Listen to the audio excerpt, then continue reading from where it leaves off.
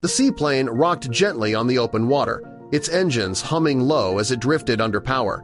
Noah stared out at the horizon, sweat cold on his neck. Two long boats had appeared dark silhouettes cutting fast across the waves. "Heck," he muttered, "they're not supposed to be here." Jamie leaned forward, eyes narrowing. "Could be the Coast Guard," he said, though his voice lacked conviction. Noah shook his head. "They're too early." The boats didn't answer their hails. No radio call, no flag, just speeding closer. Too straight, too silent. His stomach dropped. "They're not here to help us." They watched helplessly as the boats approached, closer with every second. Spray burst around their hulls. Figures stood upright, faces obscured, arms raised, shouting words neither pilot could understand. Noah's fingers tightened around the controls. Jamie whispered, "What do we do now?" But they both knew. This was no rescue. This was survival. But before we start, smash the like button and make sure to subscribe if you haven't and hit that notification bell so that you won't miss any new stories. The morning sun painted the Indian Ocean in silvers and golds, its rippling surface catching every glint of light. Captain Noah Reyes adjusted his headset and glanced at the reflection of the seaplane's wings in the water below. To his right, co-pilot Jamie Malik tapped the altimeter, his grin as wide as the horizon. "Flight number 100, Jamie said. "You know what that means? That you're going to bring cake for the ground crew?" Noah replied dryly, eyes still scanning the instruments. "It means," Jamie said, ignoring the jab, "that after we touch down in Djibouti this afternoon, I'm officially eligible for international captaincy. No more second seat, no more pretending to laugh at your jokes." The two had flown together for over a year now, ferrying everything from scientists and medics to delicate equipment across the African coastline. Today's manifest included just 3 cargo crates, each one sealed and strapped tight in the hold. Labeled with international transport tags and security markings, the contents were marked confidential, but the paperwork hinted at high-value satellite components, lightweight, expensive, and rare. The flight had started out smooth, calm skies, open sea. Nothing but gentle chatter between two men who had flown together long enough to trust each other with their lives. Then a red light blinked on the panel. Noah saw it. At the same time, Jamie did. "Jamie?" "Yeah, I see it," Jamie said, already tapping through the system readouts. "Rudder actuators not responding. Manual overrides failing." Noah pressed on the pedals. No resistance, just dead weight. "We've lost rudder control," he said, the calm in his voice at odds with the rising tension in the cabin. Jamie leaned forward, scanning instruments. "We can't land like this. Even light crosswinds could spin us out. Flip us. Then we land here, for now," Noah said flatly. Jamie blinked. "We're too far away," Noah interrupts. "We don't have a choice." There was a beat of silence. Then Jamie took a breath and reached for the mic. "Mayday, Mayday, Mayday. This is Gulf Seaway 59, he said, his voice tight. "We've lost rudder control and are executing emergency sea landing. Coordinates?" He rattled them off, fast but clear. "Request immediate assistance. Will attempt to maintain heading using engine thrust only." Noah adjusted the flaps, beginning the descent. The plane descended, slicing through a gust of warm wind. The pontoons hit hard. For a moment, they bounced once, twice, and then the floats dug into the water. Then, silence. The seaplane bobbed in place, pitching slightly with each small wave. Jamie checked the radio. Coast Guards acknowledged. Closest cutters en route. ETA, 3 hours. They looked out across the open sea. Noah, glancing sideways, added, "Don't count this as your 100th if we don't make it to Djibouti." The seaplane drifted gently across the surface of the sea, its engines idling just enough to keep the nose pointed east. Inside the cockpit, Jamie fiddled with the GPS, trying to calculate how far the currents might carry them before help arrived. Jamie frowned at the map. "At this drift rate, we'll end up somewhere between absolutely nowhere and very absolutely nowhere." "How long did they say again?" 3 hours, give or take. Jamie checked his watch. "We've burned 20 minutes. The plane groaned as another wave slammed into its side. Noah winced. "We don't have 3 hours of this. Something gives. We'll start taking on water." "We could try stabilizing the drift," Jamie offered. "If we can nudge the rudder free, maybe steer a bit more east and get closer to shipping lanes." Noah raised an eyebrow. "You think it's stuck? Not broken?"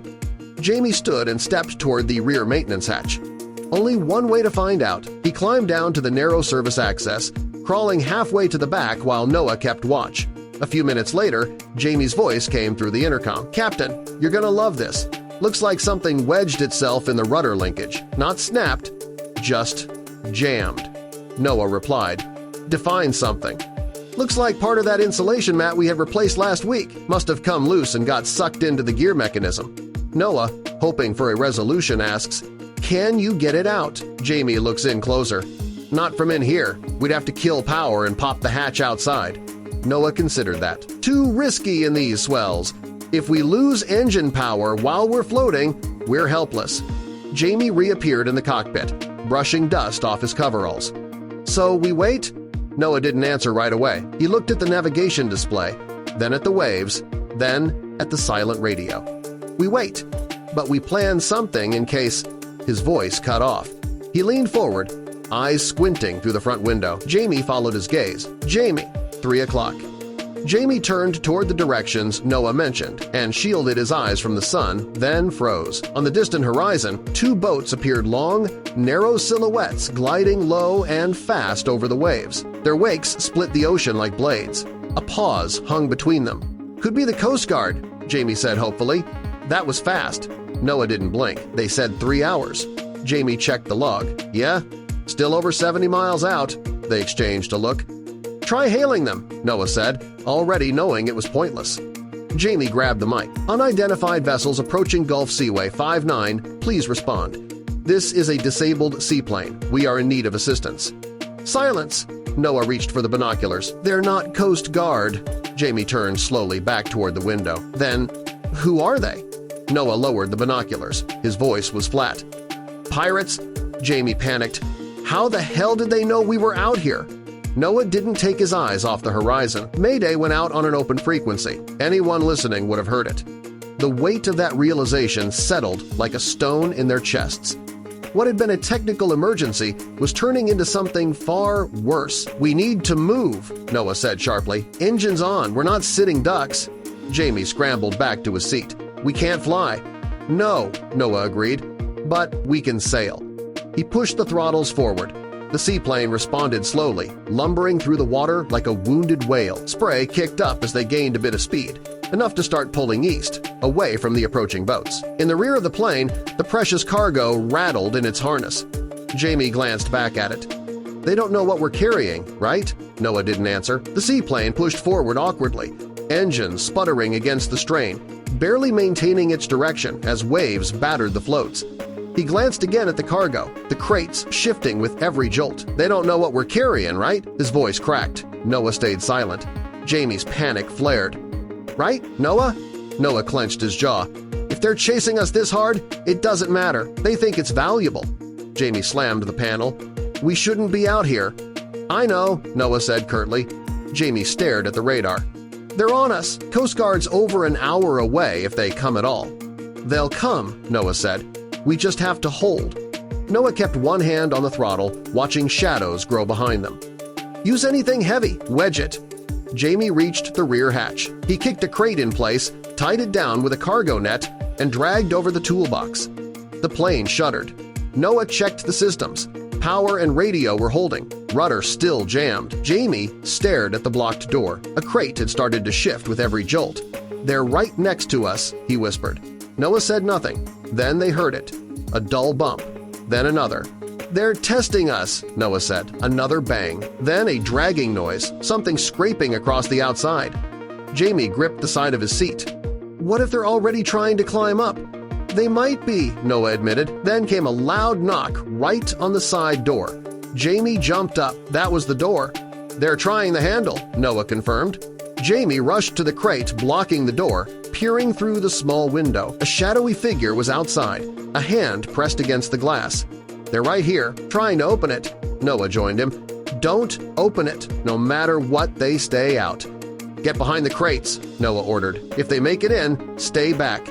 Jamie's breath quickened. "We're not trained for this," he muttered. "We fly cargo." Jamie stepped back. "That door won't hold." "Get ready," Noah said. The cockpit door popped open. 3 men burst in, soaked and masked. One pointed at Jamie and barked an order in a language they didn't recognize. "Back!" Noah shouted, raising his hands. "We're not armed." One pirate shoved Noah back into his seat. "Sit! No noise! No trouble!" Jamie hesitated. The tall pirate jammed a finger into his chest. "You quiet, or we make you quiet." They were tied up hands behind their backs, wrists burning from the ropes.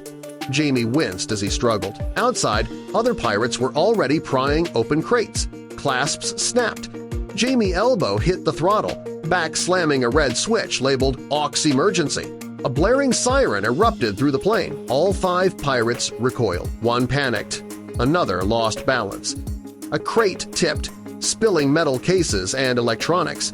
"Shut it!" the leader shouted. A pirate flipped the switch, silencing the alarm, but the moment had disrupted everything. The leader barked new orders. "We take them now." Jamie and Noah were dragged to a boat. Ocean spray lashed them as they sat, wrists tied, bodies soaked.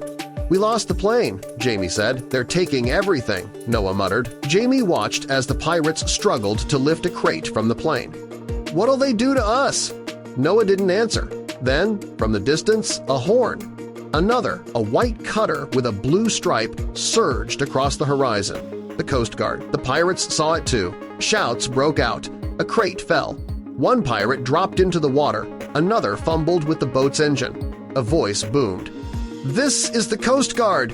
Drop your weapons!" Searchlights swept the chaos. In seconds, they were surrounded. Officers boarded fast, shouting in multiple languages. A hand grabbed Noah's shoulder as the ropes were cut. "You all right, sir? We couldn't stop them," Noah said. "You held your ground," the officer replied. "That siren? That gave us your exact position." Jamie laughed, stunned. "I sat on it by accident." The officer grinned. "Lucky accident." Minutes later, the pirates were cuffed, the cargo secured. The seaplane drifted, damaged, but afloat. Wrapped in blankets on the cutter's deck, Jamie leaned back. So, Flight 100. Noah gave a faint smile. "Didn't go exactly to plan." Jamie looked at the stars. "Yeah, but I'll take it.